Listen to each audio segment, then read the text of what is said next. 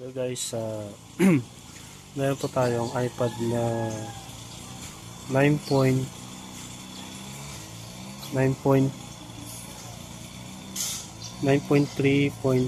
version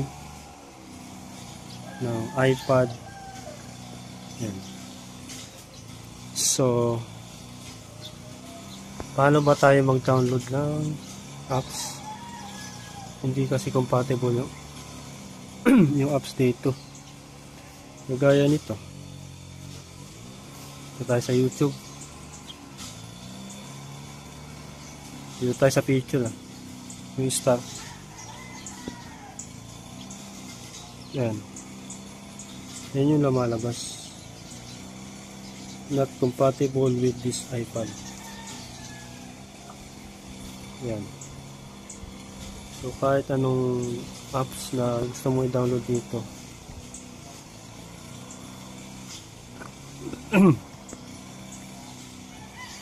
For example, itong Messenger.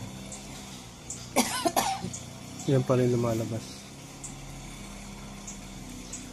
So para lumabas, para ma-installan yan sa compatibility ng iPad na to, so i-exit muna natin.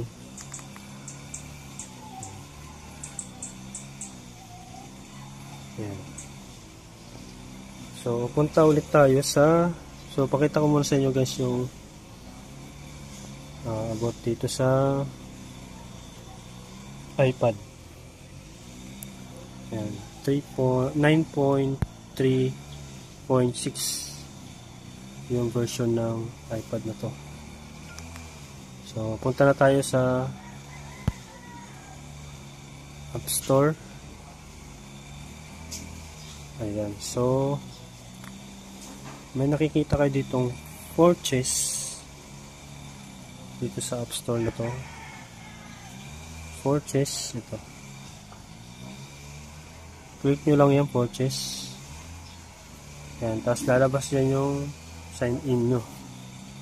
So papasok ko lang yung password ko para makapag-download tayo.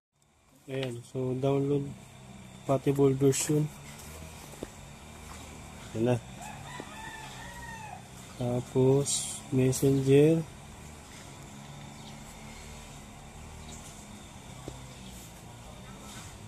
Yan so yung ay parang ano,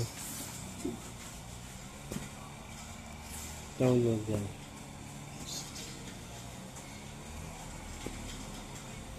Yan, tapos YouTube.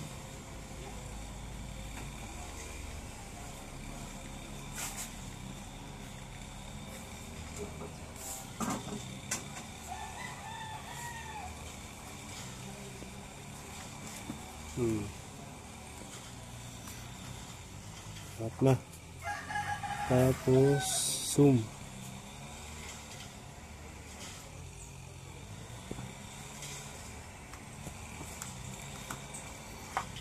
Ano pa?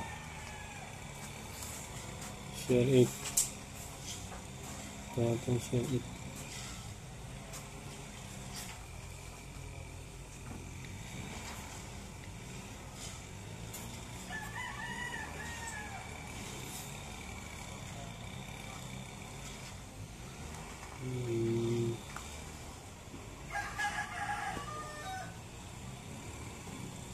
Ayan. So, tignan natin dito. Ayan. Ayan, yung mga in-install natin. Facebook, Messenger, YouTube, Zoom, at saka Share it. So, yun. Ganun lang guys kasimple. Ganun lang guys ang step by step ng pag-install ng application dito sa iPad version 9.3.6. Ayan. Ganun lang po. So, ayan. Hanggang dyan lang guys sa kasimple ang pag-install natin dito sa iPad. Ayan. So, sana meron kayong natutunan for today's video. Ayan. Thank you.